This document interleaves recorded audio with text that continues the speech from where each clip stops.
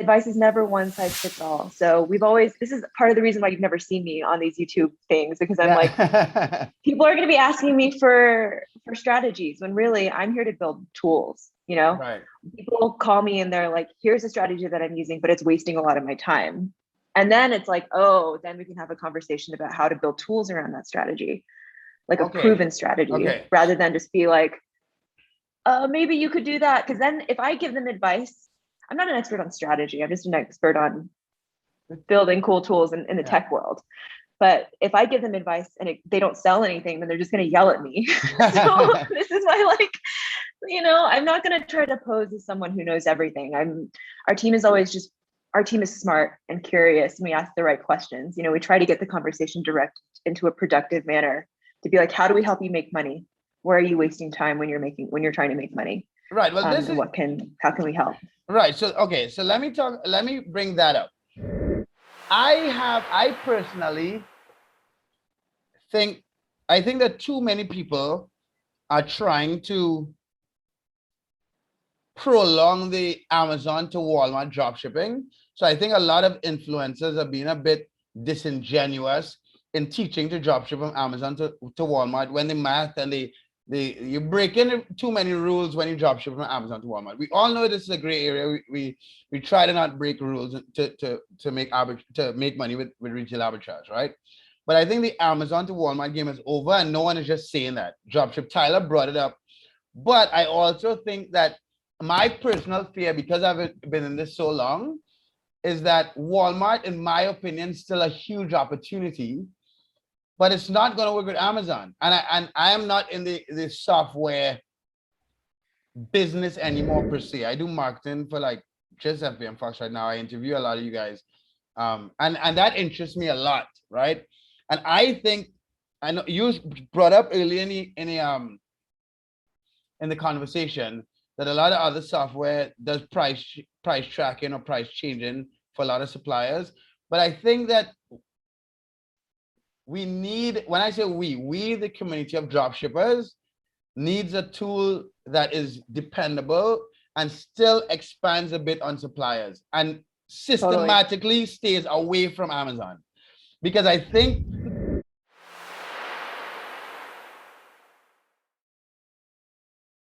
no, and let me explain why. I've been in the software side of things, and on the software side of things, you get a lot of insights, and because you have a lot more data, and a lot of others. What interests me about you guys is that you guys build quality software and kind of stick to what you can do. And I've seen other software companies build something and just have influencers lie about how reliable it is to keep selling it, right? Like just I have 1,700 videos. This is who I am. So this is, let me put a disclaimer. This is Mark, not Jessica, right? But I think that that the size of the Walmart marketplace and the limited amount of, so Walmart sells a lot themselves, and they have a big market. They have a lot of customers. I've looked at some of the data, right? And there's little competition in a lot of categories. So I think that one of the, and I've noticed that because of how I personally do product research. I'm trying to stick to like our conversation on software, right? But I think the data that we have on the amount of sales is happening and opportunity in the categories should give a software company like you guys, like kind of encourage you guys to look at expanding the suppliers, but find a middle ground. Because I've used a lot of the other software that, yeah, they supply everything and it's not consistent. So I get what you're saying. And then the other thing that you guys solve is with uploading tracking numbers and at a timely fashion. That's something else that needs to happen with multiple suppliers. So for instance, I actually dropship on Walmart from Target, and one of the bigger suppliers now is eBay, which is strange. Dropshipping from eBay to Walmart. So I'm gonna look at some data, some accounts, and send it to you and see if you can look at what you guys could do. But that's something I wanted to talk about. What would it take to convince you guys as a company to add more suppliers to the Walmart list and the Walmart platform with because I feel like what happened recently with a lot of the accounts getting suspended, a lot of software companies are looking at with good reason, right? Like I'm not saying that like Walmart is a kind of a minefield because it's new.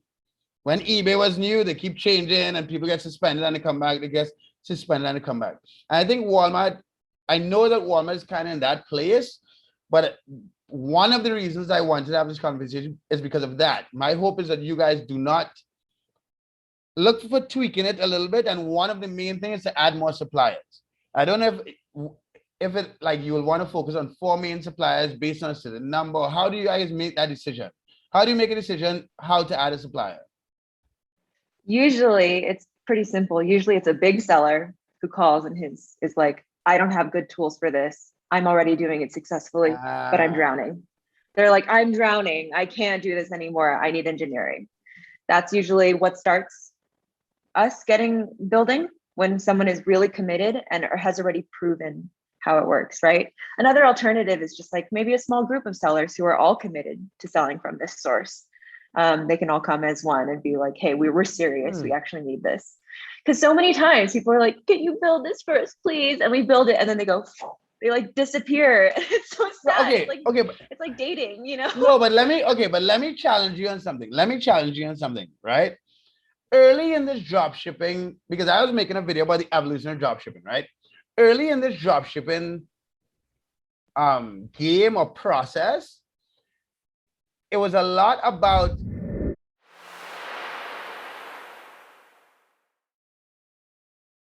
a lot of influencers or a lot of strategies being sold, and then the software companies realize, wait, there's a problem, let's fill that need. But I think that because of how dropshipping has evolved, and it has already got to a point where a lot of stuff is automated, a lot of the decision making on where to sell starts with the automation and starts with the software, as opposed to before when it starts with, this is the strategy we should use. And then you get a big dropshipper that's worked really hard. You see what I'm saying? Yeah, it's like build it and they will come, right? Yeah. I mean, there's definitely some of that chicken and egg debate. And Walmart is for sure a huge opportunity. Walmart wants to eat Amazon. Amazon's like over here, and Walmart's like this far from being number one. Like they're so far from being number one, but they have the like biggest retail footprint in the United States, I think. They want to be number one, but they're really, really far from being number one, which means in the space between where Walmart is and where Amazon is, all of this is opportunity. Yeah. Right. So it's going to be messy. As we know, with like dropshipping on eBay, there were so many policy changes. It's basically growing pains. And people have to be really smart and careful, because right now Walmart's just trying to crack down, but they'll get bored, they'll get distracted, but then they'll come back and crack down again when they're like, oh crap, I forgot about that thing. So it's always cyclical. And so we have to play our cards really right? We have to make sure that the creative, clever dropshippers are out there protecting their accounts thoughtfully. And we're observing very, very carefully to be like, what is the opportunity? What's our next move here? How do we play this? There's so much opportunity to sell on Walmart. We just don't know what the landscape looks like right now. As far as we know, it's just full of lions and alligators, you know? Like we need those lions and alligators to like go do something else for a second while we figure out our strategy. And we're definitely open to more sources. We just have to choose carefully, you know? Maybe our old method of waiting for someone to call us is outdated. We should just do our own research, but we can't just make decisions based on a guess. Right. So, especially when you're working with a team of engineers, they're like, we need at least a little bit of data. Like, so let's talk about this. We are pretty, I assume that we are pretty logical human beings. You build software. I'm a dropshipper, right? So I don't think it needs to be a guess. So if you look at Walmart, we agree that there's an opportunity, right? But we also agree that Amazon does not solve the problem, because Amazon as a supplier, the tracking numbers, most of the tracking numbers you get is the Amazon tracking. So when you buy a fake tracking number, then Walmart realizes, and that's the main reason why a lot of accounts are blowing up. Between that, I get it suspended. So when I say blowing up, that's what I mean. When Walmart suspends it, right? So we have two options. We either look for other suppliers or look at restricting. I don't know what your research tool looks like, but restricting the listings that come on Amazon from maybe third-party FBA sellers. So you're not doing third-party sellers that are shipping themselves, but you're doing third-party sellers that maybe are not Amazon that are shipping, because those items tend to get regular tracking numbers, right? Yeah. And I know, Basically, anything that you can see on the Amazon website, if you're using your own two eyes and you see it on the product description page, that might help distinguish something that you would choose if you were doing your own research of selecting items, or you're on the offers page where you're looking at who's selling it for what price, what are the details on that little thing. If you can see it with your own two eyes, PriceYak can probably see it. We probably, there's a chance that Amazon may have added a detail that we forgot to tell PriceYak to look for. That's a quick change, you know? So anything that you can physically see, you could use PriceYak to distinguish it for. You just have to write to me and be like,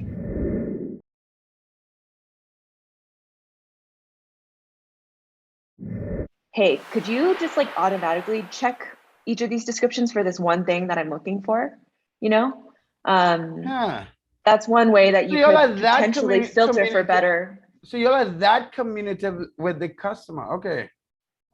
Wow. So you use Amazon. Wow. Okay. You blew my mind there. Cheers. Yeah. I mean, recently we've just been, people were like, I only want to sell from sellers who have at least 95% positive reviews. Because if they're only selling from third party, then they're like, okay, I don't want to sell from people who can consistently get complaints. Yeah. So we're like, you can obviously see that on Amazon.com. It says 95% positive. Yeah, so we could just, so when you paste in a list of 10,000 listings, we could just be like, does it say that? Does it say that? Does it say that? And like throw out all the listings that don't. There's so many ways. You look at you open PriceYak. It's almost like, have you ever seen the inside of the NASA control center when they're launching a rocket ship? There's like buttons and screens and like options and switches. That's kind of how PriceYak is. It's been like experienced dropshippers being like, hey, I need a specific thing. And usually when they're a big enough customer, we're like, cool, we want to help you make money. We help each other, right? So we just like build a tool, slap it into PriceYak. The problem is we don't exactly have a designer because we're all engineers. So we're just like build tools, just pile them here on top of each other. So I think sometimes beginners come into PriceYak, they're like, when they look at all the possibilities of what you can do. But I think with PriceYak's pile of tools, an experienced dropshipper can come in and be like, oh, thank God. Thank God I can do this. And you can just basically mix and match an infinite combinations of strategies, right? I only want to sell from third-party people. I only want to sell if it says 2-day shipping. I only want to sell if the Prime sticker is there. I only want to sell it if the, I don't even know, if they definitely are shipping any filter, like so many filters. Or I looked at it briefly, but there's so many. I looked at it briefly, but it's you're right. So a lot of the software out there is built for beginners. I think that is one of the main differences